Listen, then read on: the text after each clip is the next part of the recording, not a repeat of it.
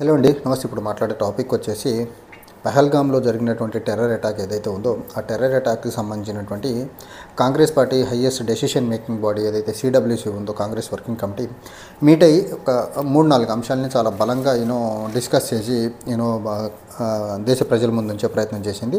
అందులో ప్రధానంగా కాంగ్రెస్ పార్టీ డైరెక్ట్గా ఈ టెర్రర్ అటాక్స్కి సంబంధించినటువంటి ఏదైతే పాకిస్తాన్ని బ్లేమ్ చేసే విషయంలో కాంగ్రెస్ పార్టీ ఎక్కడ వెనకాడకుందో డైరెక్ట్గా కాంగ్రెస్ పార్టీ పాకిస్తాన్ని బ్లేమ్ చేసే ప్రయత్నం చేసింది.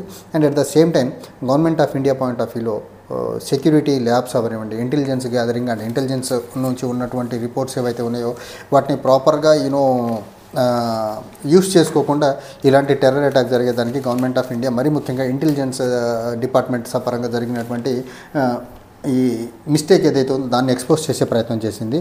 అండ్ మూడోది ఏంటంటే బీజేపీకి సంబంధించినటువంటి సోషల్ మీడియా ఈ పర్టికులర్ అంశం ద్వారా ఒక ప్రాక్సీ సోషల్ మీడియా హ్యాండిల్స్ ద్వారా సమాజంలో ప్రమోట్ చేస్తున్నటువంటి హేట్రేడ్ డిస్కార్డ్ ఏదైతే ఉందో సమాజంలో తీసుకొస్తున్నటువంటి పోలరైజేషన్ ఏదైతే ఉందో హిందూ ముస్లిం అనే పోలరైజేషన్, ఇలాంటి క్రిటికల్ టైంలో దేశం మొత్తం యునైటెడ్గా ఒక వాయిస్తో ఉండాల్సిన దగ్గర ఇక్కడ సమాజాన్ని నిట్టనిలువున చీలుస్తున్న బీజేపీ మరీ ముఖ్యంగా BJP proxy social media handles ఏవైతే ఉన్నాయో వాటిని చాలా తీవ్రంగా తప్పుపట్టే ప్రయత్నం అయితే కాంగ్రెస్ పార్టీ చేసింది. అండ్ ఇక్కడ మనం చూడాల్సింది కాంగ్రెస్ పార్టీ పాకిస్తాన్ అంశంలో మాత్రం చాలా క్లియర్గా చెప్పింది. ఈ టెర్రర్ అటాక్స్ వెనక మాత్రం మాస్టర్ మైండ్గా పాకిస్తాన్ ఉంది. అండ్ దీని విషయంలో కాంప్రహెన్సివ్గా ఇంటెలిజెన్స్ అండ్ సెక్యూరిటీ ఫెయిల్యూర్స్ని మాత్రం చాలా క్లియర్గా ఎక్స్పోజ్ చేసే ప్రయత్నం అయితే చేసింది. అండ్ ఇక్కడ కాంగ్రెస్ పార్టీ గవర్నమెంట్ పరంగా ఎలాంటి సపోర్ట్ కావాలన్నా అపోజిషన్ పార్టీస్ నుండి మరీ ముఖ్యంగా కాంగ్రెస్ పార్టీ నుంచి ఎలాంటి సపోర్ట్ కావాలన్నా గవర్నమెంట్తో మేము ఈ క్రిటికల్ టైంలో మాత్రం పాలిటిక్స్కి పోకుండా ఈ పర్టికులర్ అంశాన్ని రిజాల్వ్ చేసే దాంట్లో కంట్రీ యునైటెడ్గా ఈ పర్టికులర్ టెర్రర్ అటాక్స్ని అంశంలో ఫైట్ చేసే దాంట్లో మాత్రం రాక్ సాలిడ్గా గవర్నమెంట్తో మేము 100% కలిసే ఉంటాము. But security lapses and intelligence lapses ఏవైతే ఉన్నాయో దీన్ని అడ్రస్ చేయాల్సిన దాంట్లో మాత్రం గవర్నమెంట్ ఆఫ్ ఇండియా చాలా సీరియస్గా వర్కౌట్ చేయాల్సిన ఆవశ్యకత ఉందని చెప్పింది. అండ్ పహల్గామ్ అనే రీజియన్ ఏదైతే ఉందో జమ్మూ కాశ్మీర్లో ఇది యాక్చువల్గా highly secured area, highly guarded area. అక్కడ దగ్గరగా 3 టైర్ సెక్యూరిటీ అరేంజ్మెంట్స్ ఎప్పుడు ఉంటుంది. అలాంటి 3 టైర్ సెక్యూరిటీ అరేంజ్మెంట్స్ ఉండాల్సిన ఏరియాలో ఈ టెర్రర్ అటాక్ జరుగుతున్న టైంలో అక్కడ సెక్యూరిటీ ల్యాబ్స్ జరగడం అనేది మాత్రం ఖచ్చితంగా దీని వెనకాల ఏవో అనుమానాలు ఉన్నాయనేది మాత్రం కాంగ్రెస్ పార్టీ నుంచి వస్తున్నటువంటి వాదన. ఇంకోటి ఈ highly secured zone 3 tier security ఉండేటువంటి ప్రాంతంలో ఇంటెలిజెన్స్కి ప్రాపర్గా రిపోర్ట్స్ ఇంటెలిజెన్స్ ఉన్నప్పటికీ టెర్రర్ అటాక్స్ జరిగేదానికి ఆస్కారం ఉందని తెలిసినప్పటికీ జమ్మూ కాశ్మీర్కి సంబంధించినటువంటి ఇంటెలిజెన్స్ నుంచి ప్రాపర్ ఇన్ఫర్మేషన్ ఉన్నప్పటికీ ఎందుకు సెక్యూరిటీ ప్రాపర్గా బీఫప్ చేయలేకపోయారు? ఆ పర్టికులర్ 3 టైర్ సెక్యూరిటీ ఉండాల్సినటువంటి హైలీ సెక్యూర్డ్ జోన్లో సెక్యూరిటీ లేకుండా ఉండేదానికి కారణం ఏంటి? ఇది కంప్లీట్గా ఫెయిల్యూర్ ఆఫ్ ఇంటెలిజెన్స్, మరీ ముఖ్యంగా యూనియన్ టెరిటరీకి సంబంధించినటువంటి ఇంటెలిజెన్స్ ఏదైతే ఉందో ఇది కంప్లీట్గా కేంద్ర హోంమంత్రిత్వ శాఖ అమిత్ షా అండర్లో పనిచేస్తున్నటువంటి యూనియన్ టెరిటరీ కాబట్టి అక్కడ ఉన్నటువంటి ఇంటెలిజెన్స్ డైరెక్ట్గా కేంద్ర హోంమంత్రిగా ఉన్నటువంటి అమిత్ షాకి రిపోర్ట్ చేస్తుంది కాబట్టి ఇది కంప్లీట్గా హోంమంత్రిత్వ శాఖ అమిత్ షా ఫెయిల్యూర్గానే చూడాల్సి ఉంటుంది. అండ్ ఈ టెర్రర్ అటాక్స్ కొద్ది వారాల ముందే జమ్మూ కాశ్మీర్లో సెక్యూరిటీ అరేంజ్మెంట్స్ వైష్ణోదేవి యాత్రకు సంబంధించి అమర్నాథ్ యాత్రకు సంబంధించినటువంటి యాత్రలకు సంబంధించినటువంటి సెక్యూరిటీ అరేంజ్మెంట్స్ కోసం అక్కడికి వెళ్ళి రివ్యూ మీటింగ్ కండక్ట్ చేసినటువంటి అమిత్ షా ఈ పర్టికులర్ అంశం మీద అసలు అతనికి రిపోర్ట్ ఉన్నా చూసి చూడనట్టు వదిలేశారనేది అర్థం కాని పరిస్థితి. ఇది జమ్మూ కాశ్మీర్ ప్రభుత్వం ఫెయిల్యూర్ అనే దానికంటే జమ్మూ కాశ్మీర్లో law and order and intelligence కంప్లీట్గా సూపర్వైజ్ చేస్తున్నటువంటి హోమ్ మినిస్టర్ అమిత్ షా ఫెయిల్యూర్గానే చూడాల్సి ఉంటుంది. అండ్ అమిత్ షా కనీసం మోరల్ రెస్పాన్సిబిలిటీ తీసుకొని ఈ రోజుకి హోంమంత్రిత్వ శాఖ ఫెయిల్యూర్ని బయటికి ఎక్కడ మాట్లాడకపోవడం మాత్రం టు బి హానెస్ట్ ఇది చాలా శోచనీయం.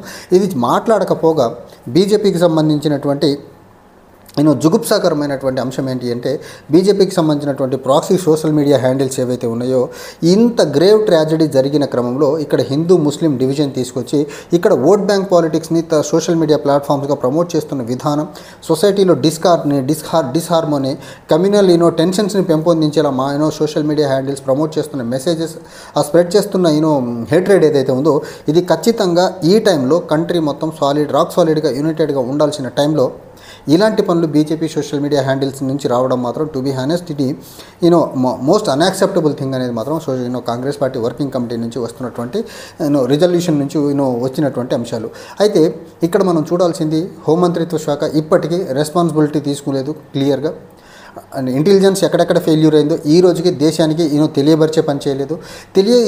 ఒక హోంమంత్రిత్వ శాఖ దగ్గర నుంచి ఇంటెలిజెన్స్ దగ్గర నుంచి జరిగినటువంటి ఫెయిల్యూర్స్ని కప్పిపుచ్చుకునే క్రమంలో బీజేపీ సోషల్ మీడియా హ్యాండిల్స్ ఏవైతే ఉన్నాయో అవి చేస్తున్నటువంటి ఒక వికృతమైన రాజకీయ హేట్రేడ్ ఏదైతే ఉందో అది అసలు యాక్సెప్టబులే కాదు సమాజానికి. ఎందుకంటే ఒక పక్క ఫెయిల్ అయింది బీజేపీ ప్రభుత్వము, కేంద్ర హోంమంత్రిత్వ శాఖ డైరెక్ట్గా సూపర్వైజ్ చేస్తున్నటువంటి జమ్మూ కాశ్మీర్ ఇంటెలిజెన్స్, జమ్మూ కాశ్మీర్లో లా అండ్ ఆర్డర్ అంశం, ఇలాంటి అంశాలన్నింటినీ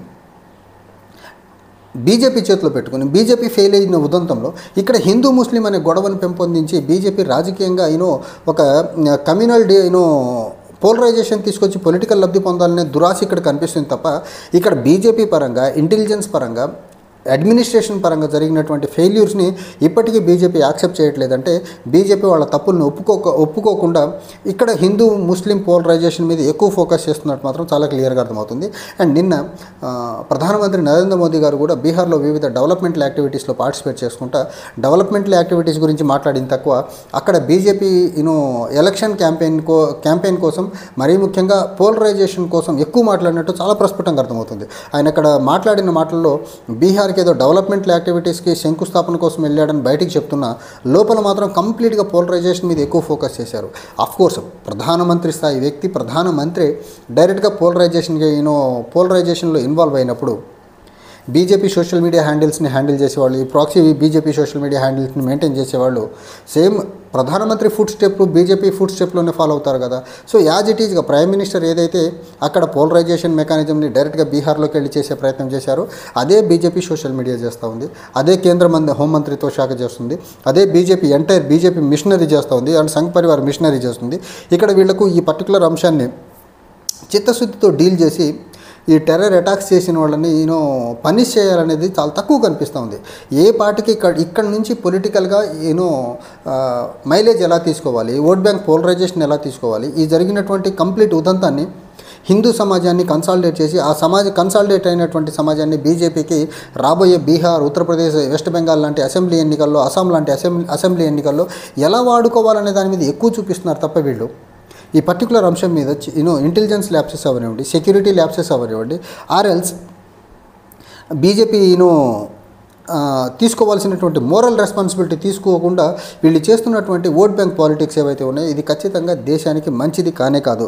అండ్ ఈ పహల్గామ్ అనేది హెవీలీ సెక్యూరిటీ వలయంలో ఉండాల్సినటువంటి రీజియన్లో అసలు సెక్యూరిటీ టెర్రరిస్టులు వచ్చి అంత విచక్షణ రహితంగా కాల్పులు జరుపుతూ ఉంటే సెక్యూరిటీ అక్కడ కాల్పులు జరిగిన 1 minute 30 seconds తర్వాత వచ్చారంటే ఖచ్చితంగా ఇది కావాలని బీజేపీ చూసి చూడనట్టు ఇంటెలిజెన్స్ రిపోర్ట్ ఉన్నప్పటికీ చూసి చూడనట్టున్నదా అంటే ఖచ్చితంగా ఇక్కడ డౌట్ వచ్చేదానికి ఆస్కారం కనిపిస్తూ ఉంది. ఏదైనా ఇక్కడ ఓవరాల్గా రెస్పాన్సిబిలిటీ తీసుకోవాల్సినటువంటి హోంమంత్రిత్వ శాఖ రెస్పాన్సిబిలిటీ తీసుకోకపోవడం మాత్రం వీళ్ళ యొక్క బాధ్యత రాహిత్యం ఏదైతే ఉందో సమాజం పట్ల చాలా ప్రస్ఫుటంగా అర్థమవుతూ ఉంది. The completely failure of intelligence as well as కేంద్ర హోంమంత్రిత్వ శాఖ. ఇప్పటికీ మోరల్ రెస్పాన్సిబిలిటీ తీసుకోవాలా, ఇప్పటికీ కనీసం ఒకళ్ళు పశ్చాత్తాపం ప్రకటించే ప్రయత్నం చేయాలా, ఇప్పటికీ ఒక్క కేంద్ర మంత్రి, డిఫెన్స్ మినిస్టర్ అవనివ్వండి, హోంమంత్రి అవనివ్వండి కనీసం రాజీనామా చేసే ప్రయత్నం చేయట్లేదంటే వీళ్లకు పదవులు ఇలాంటి టెర్రర్ అటాక్స్ జరిగినప్పుడు ఆ టెర్రర్ అటాక్స్ని అడ్డం పెట్టుకొని మళ్ళీ ఓట్ బ్యాంక్ పాలిటిక్స్ చేయాలనే ఒక దురద తప్ప, ఒక ఆతురత తప్ప, శవాల మీద రాజకీయాలు చేయాలనే ఇంటెన్షన్ తప్ప వీళ్లకు మన మంత్రిత్వ శాఖలో మనం ప్రాపర్గా పనిచేయకపోవడం వల్ల ఇలాంటి దుర్ఘటన జరిగింది, మోరల్ రెస్పాన్సిబిలిటీగా నైతిక బాధ్యత తీసుకొని రాజీనామా చేయాలనే జ్ఞానం లేదు అంటే వీళ్ళు కుర్చీని పట్టుకొని ఎంతలా వెంపర్లాడుతున్నారో అర్థం చేసుకోవచ్చు. Thank you.